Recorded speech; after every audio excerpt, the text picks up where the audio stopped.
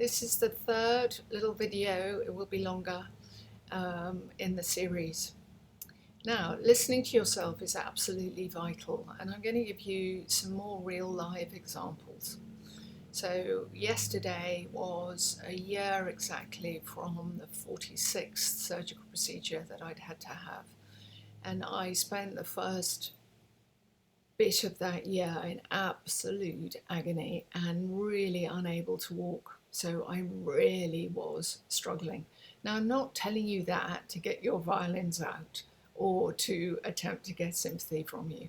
I'm telling you that because every single one of us have our own real live examples and challenges, and it doesn't really matter whether it's relatively extreme or not. We are personally challenged constantly on a mind, body, and spirit level. That is the reality of life. We're not failing because we're being challenged.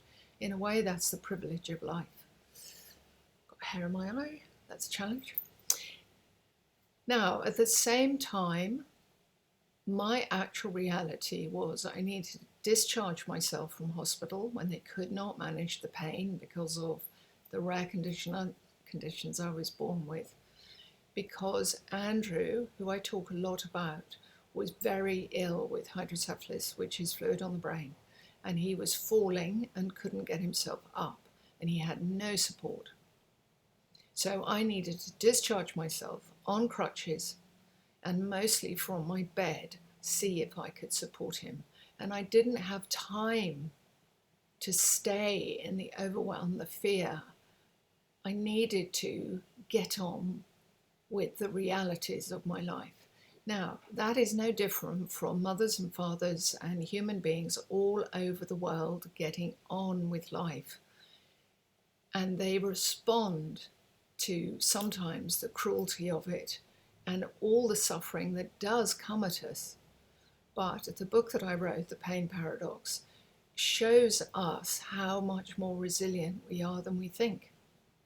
We have superpowers inside of us that once we begin to get the hang of them, we can utilize. And it doesn't make me special or particularly different, except that I was trained in how to utilize those superpowers. So when you are learning to listen to yourself and express your emotions, you will find that all the drowning self-pity and why me and all the dialogue that comes at the majority of us just disappears.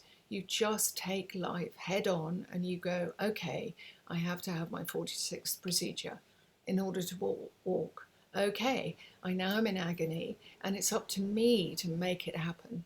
So guess what? I focused on the day when I was going to be walking. And I'm still not right a year later, but I'm a hell of a lot better. And Andrew is still alive and still with us. And I'm still dealing with the absolute chaos that comes at me, medically from the care professions, social services, county councils, etc., etc. But every single day, no matter how difficult it is, and it just is at the moment, I get to enjoy the reality of my life. And when I mean enjoy, I get to choose my attitude. I've got my hands on my own steering wheel and I am going towards constantly the solutions. You too can do this and you will have your own problems and challenges. When I sit with you, if I was able to sit with you, I would hear about your own challenges and how remarkable you already are. Now, every single time you have a feeling, that is what is right with you. And that is how you get to choose how to go through the motions of your life.